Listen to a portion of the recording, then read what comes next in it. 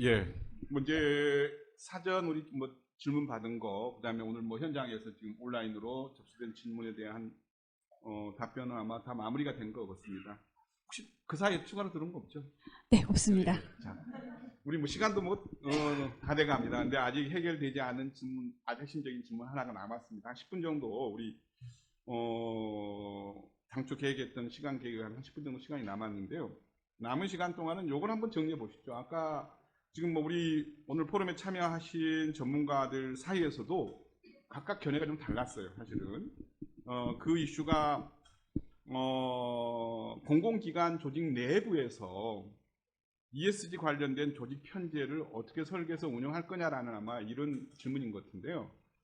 제가 보기에는 이런 것 같아요. 저도 뭐 이 관련된 뭐 강의를 해본 적이 있어서 그 좀 고민됐던 뭐 그런 어떤 주제였기 때문에 좀 쟁점적인 이슈를 몇 가지로 좀 뽑아보겠습니다. 첫 번째로 ESG 경영이 처음 스타트를 끊었을 때의 추진 체계 구축이라는 관점에서의 ESG 조직을 어떻게 끌고 갈 거냐 하는 이제 문제가 있고요. 근데 이게 어느 정도 이제 시간 흐르면은 이 조직 내에 확산이 되기 때문에 이 확산되는 단계 내에서 공공기관이 해결해야 될 ESG 관련된 가장 핵심적인 이슈는 전사 경영 전략과 ESG 경영 전략을 통합 이론화해야 되거든요. 이게 자꾸 별도의 미션으로 별도의 전담 조직에서 자꾸 돌아가면은 전사 경영 전략과 ESG 경영 전략이 자꾸 이원화된 어떤 이 경영 전략 체계로 겉도는 이런 문제가 이제 생기기 때문에 이걸 이제 고도해 나가는 과정에서는 반드시 전사 경영 전략과 ESG 경영 전략이 이제 통합 이론화가 되는데, 자, 그럼 2단계에서의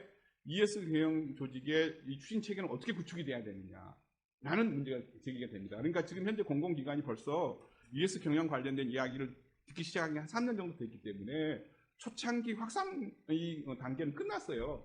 이제는 심화 내지는 내재화 단계로 전환이 돼야 되는데, 자, 2단계에서의 바람직한 ESG 경영 추진 체계를 어떻게 구축할 거냐 하는 것인데, 여기는 두 가지가 있습니다. 하나는 뭐냐, 컨트롤 타워 역할을 하는 이 조직 체계를 가져가야 되느냐 말아야 되느냐. 아까 우리 김현수 회장님께서도 ESG 경영은 모든 부서에서 다 자기 소관 업무와 연관해서 다 해야 되는 것이다라는 이런 이야기를 했는데, 근데 그럼에도 불구하고 뭔가 전체적인 조직의 전사 비전 및 경영 전략에 기초한 우리 기관의 고유한 특성에 맞는 ESG 경영 전략을 나름대로는 구사하고 그걸 또 각 이 소관 업무 부서에 이렇게 뿌려야 되거든요. 그러면 컨트롤 타워가 필요한 측면이 있습니다. 그래서 과연 그런다고 할 경우에 이제 컨트롤 타워 역할을 어떻게 할 거냐, 이걸 누가 해야 될 거냐 하는 것과 관련해서 아까 재무예산 부서에서 해야 된다라는 것과 그 다음에 컴플라이언스 리스크 관리하는 부서에서 해야 된다는 것과 그 다음에 명확한 이야기는 안 나왔습니다만 사실 지금 현재 대부분 조직에서는 공공기관에서는 우리 기획관리 파트에서 합니다. 주로 이제 거버넌스를 관리하는 이 기획 파트에서 이제 하는 이런 지금 세 가지 대안이 있을 수 있어요. 그 전담 조직을 어디서 이제 내지는 컨트롤 타워를 어디서 할 거냐 하는 이 문제와 그 다음에 아까 우리 조 교수님이 발표한 내용은 보면은 저는 이게 이제 ES 경영 추진 체계 구축 측면에서 ES 조직 편제로 끌고 갈 거냐는 이런 주제인지 알았는데 사전에 이 발제 자료를 봤더니 사실은 ES 공시 기준 관련된 그 조직 편제의 이야기를 사실은 민간 기업에서 말하는 삼선 조직 모델을 가지고 했어요, 사실. 근데 이건 약간은 좀 다른 차원의 이야기거든요. 그래서 어차피 ESG 공시 항목이 지금 46개 중에서 46개 의무 공시 항목 중에서 12개가 있기 때문에 ESG 워싱을 예방하기 위해서는 이 공시 항목 정보가 정확한지를 누군가는 사실은 모니터링을 하고 사실은 또 이렇게 공시하기 전에 또는 공시된 사항에서 이걸 바로 잡아주는 이런 역할을 누군가는 해야 되거든요. 근데 이게 컨트롤 타워 부서에서 해야 되는 거냐 아니면 제3은 독립된 부서에서 해야 되느냐 하는 문제가 있는 겁니다. 그러니까 이 조직 편제에 관한 이야기가 컨트롤 타워 역할을 하는 전담 부서에 관한 이야기, 그다음에 ES 공시 관련된 이 정보를 모니터링하고 바로 잡아주는 이런 역할을 하는 역할을 누가 해야 되느냐 하는 거, 이게 구분되어 있거든요. 그래서 이 두 개를 막 섞어버리면은 우리 현장에 있는 공공기관에 있는 분들한테는 명확한 답을 줄 수가 없어요. 그래서 이 두 개를 구분하셔가지고 ESG 경영 추진 체계 구축 및 운영과 관련된 조직 모델에 관한 이야기를 오늘 좀 첫 번째 포럼의 결론적 내용으로 좀 정리를 좀 해주셨으면 좋겠습니다.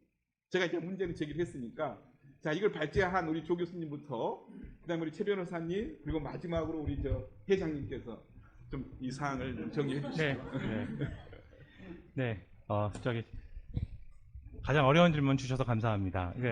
굉장히 논쟁적인 이슈고요. 이게 공공 영역만 그런 게 아니라 민간 영역에서도 굉장히 이슈가 됐었습니다. 그래서 이제 다시 한번 반복되는 것 같아서 재밌기도 하고 어렵기도 하고 하는데요. 아시는 것처럼 많은 그러니까 규모가 있는 공공기관 같은 경우에는 이미 다양한 경영평가에 대해서 학습이 되어 있기 때문에 굉장히 튼튼한 기획조정실이 있습니다.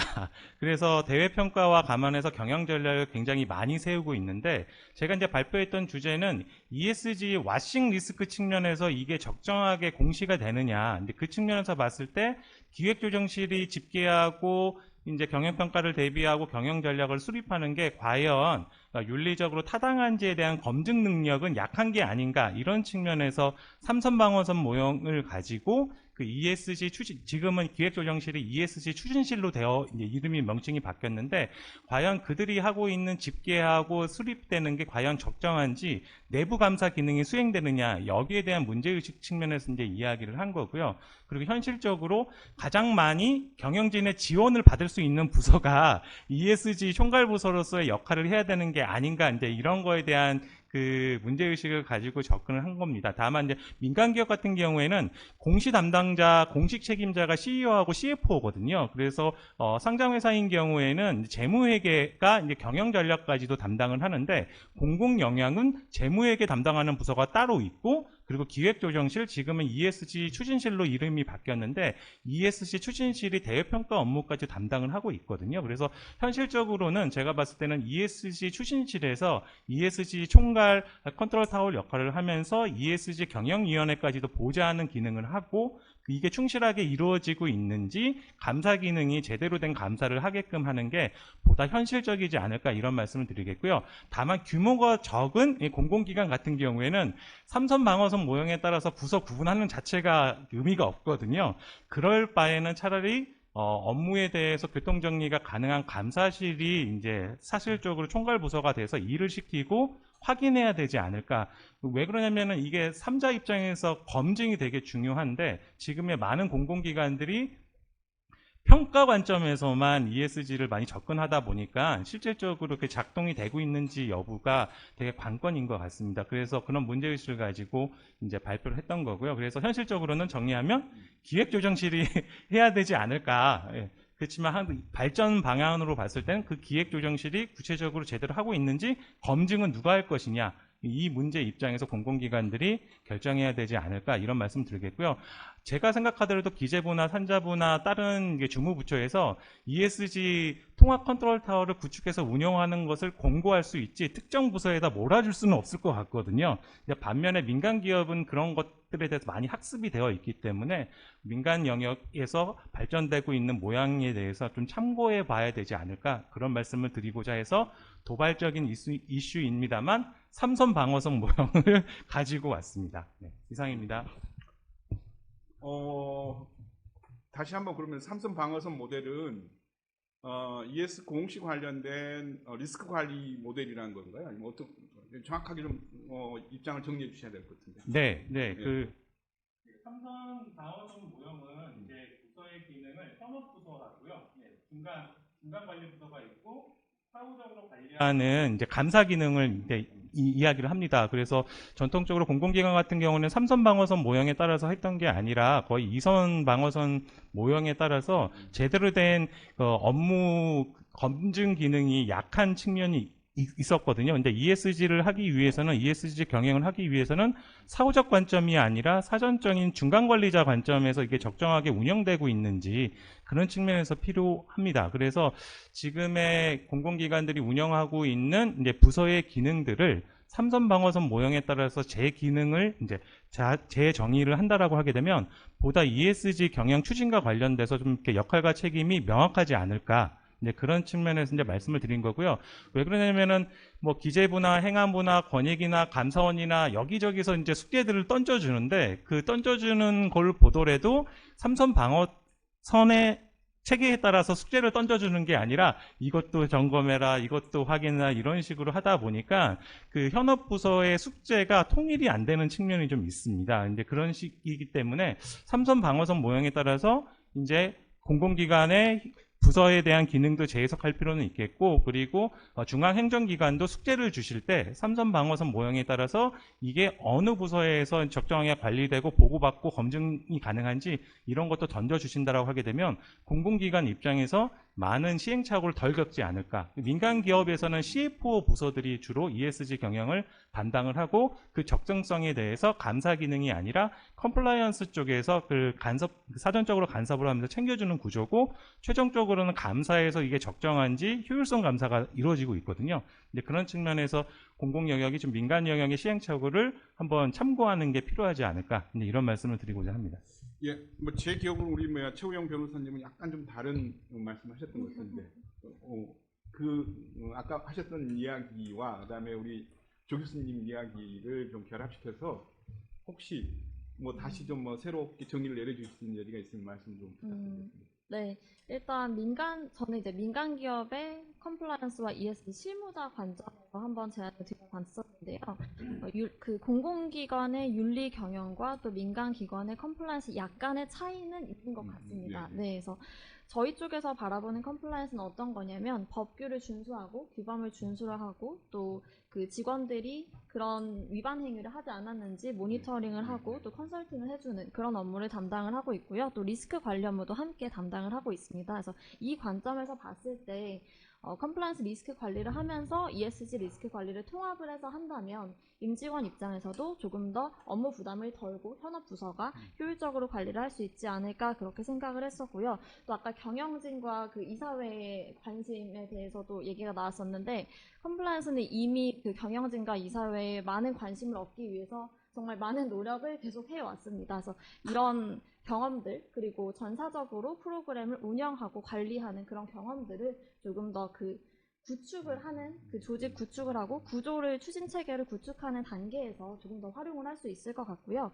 나중에 이게 고도화가 되고 나서 전략이 정말 사업 목표와 통합이 되고 이러한 관점에서는 또 아까 조 교수님 말씀하신 것처럼 기획조정실의 그런 업무 역할도 많은 도움이 될 수 있을 것 같습니다.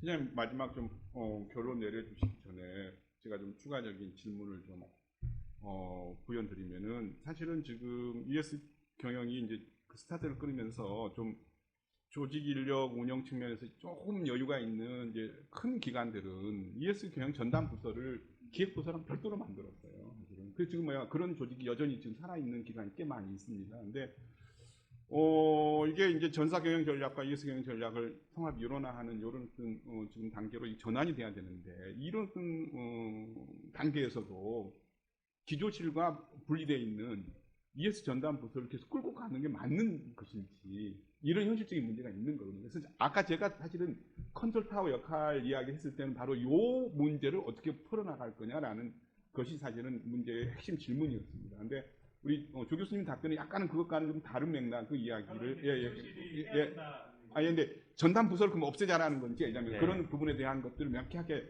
답을 안 내려주셨는데 그 부분 우리 회장님께서 한번 좀 설명해 주시면 부탁드립니다. 네. 오늘 그 답변을 들으면서 사실은 그 회사마다 이 ESG 추진 체계의 성숙 단계가 다른 것 같아요. 그래서 그거에 따라서 굉장히 달라지고, 이제 최 변호사님께서 얘기를 해주신 거는 사실 어떻게 보면은 이제 그 ESG 이슈가 굉장히 그 많은 과제가 이렇게 떨어지면서 과중한 이제 업무 부담이 되는데 그래도 컴플라이언스 부서에서는 이런 거를 사실 통합적으로 운영할 수 있다는 점에서는 굉장히 큰 메리트이 있지만,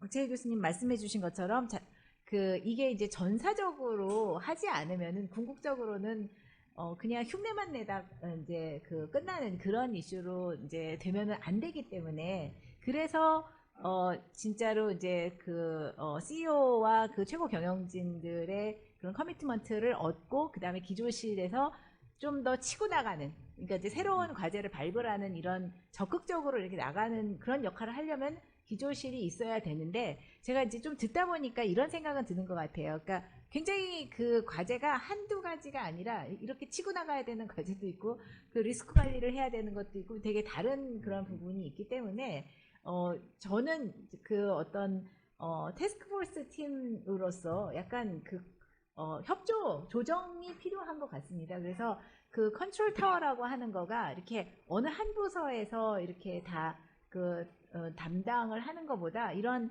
그 교통 정리를 해줄 수 있는 그런 의미에서의 어떤 그런 협조적인 그런 태스크포스 팀은 당분간은 좀 필요하지 않을까 그런 생각이 조금 듭니다. 네네. 네, 뭐 제 의견이라서 네. 자장님께서 좀 종합해서 얘기를 해주시면은 우리 이제 회장님도 좋겠습니다. 네. 단정적인 답은 주시지 않으시고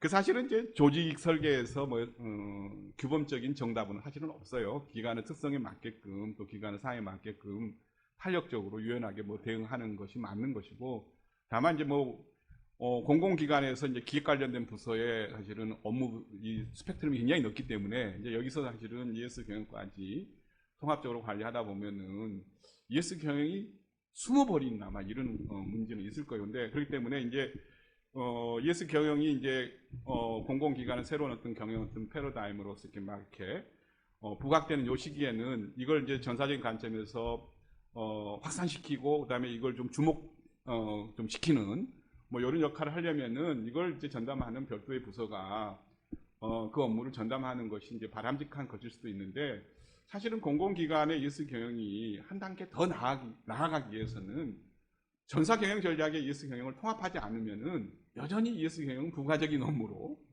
공공기관에서 겉도는 아마 이런 상황이 오랜 기간 동안 지속되지 않을까 이런 생각이 듭니다. 그래서 사실은 공공기관에서 ES 경영이 단순히 일시적인 유행이 아니라 공공기관의 설립 목적 가치인 공공성을 구현하기 위한 가장 기본적이고 보편적인 경영활동에 해당된다라고 한다는 것을 우리가 받아들인다고 한다면은 이건 사실은 어느 정부의 정책 패러다임 또는 정책 우선순위와는 관계없이 공공기관이 상시적으로 보편적으로 해나가야 되는 기본적인 어떻게 보면 활동이거든요. 그래서 이제 그런 것들을 잘하기 위한 추진 체계를 이제 구축하고 또 그게 이제 전사 경영 전략에 통합돼서 결국은 내재화되는 이런 단계로 ES 경영이 발전해 나가는 것이 필요하지 않을까 하는 생각이 듭니다. 그래서 오늘 네 분의 이 전문가들 모시고 들은 이 발제 자료와 그 다음에 지정 패널로 모신 두 분의 이 사실은 토론 내용들을 종합해 보면은 이런 결론을 내릴 수 있는 거 아닌가 하는 생각이 들고 아마 오늘 자연스럽게 다음 전문가 포럼에서 우리가 논의해야 될 몇 가지 핵심적인 아젠다들이 아마 도출된 것 같습니다. 그래서 이런 문제들은 오늘 한 번의 포럼을 통해서 모두 다 해결할 수 있는 건 아니기 때문에 아마 두 번째, 세 번째 이 전문가 포럼 주제로서 우리가 심층적으로 좀 다뤄 나가면은 공공기관에 계속 아마 도움을 줄 수 있는 이런 포럼의 장이 되지 않을까 하는 생각이 듭니다. 일단은 이 자담의 사회는 이것으로 이제 마치고 오늘 전체 포럼에 대한 장내 정리 및 폐해 선언은 다시 우리 사회자에게 마이크를 넘기도록 이렇게 하겠습니다. 네, 감사합니다, 여러분. 고맙습니다.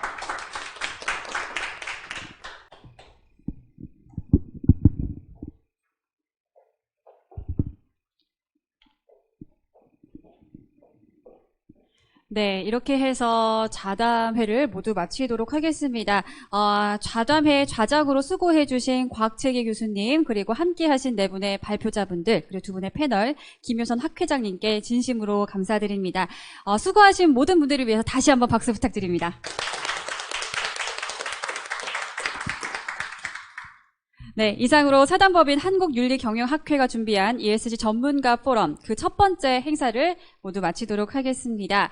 학회는 오늘 포럼을 시작으로 지속해서 우리나라의 공공기관, 광역시도, 지방자치단체 등의 ESG 경영, 지속가능 발전, ESG 행정에 따른 실천을 적극적으로 돕고 관련한 연구를 산학연이 함께 머리를 맞대어서 연구해 보도록 하겠습니다. 함께해 주신 참석자분들 모두 감사드립니다. 지금까지 진행의 아나운서 남지연이었습니다. 감사합니다. 네. 수고하셨습니다. 네, 그리고 잠시 안내 말씀을 좀 드리도록 하겠습니다. 사전에 공지를 드린 대로 오늘 포럼에 참석하신 참석자 중에서 기관에 제출할 수료증이 필요하신 분께서는 채팅창에 기관명, 직급, 성명, 메일, 주소를 기록해 주시면 되겠습니다. 그러면은 수료증을 발송해 드리겠고요. 수료증은 한국윤리경영학회 회장님과 한림국제대학원 대학교 총장 명의로 발급되겠습니다. 네, 이상으로 포럼을 마치도록 하겠습니다. 감사합니다. 수고하셨습니다.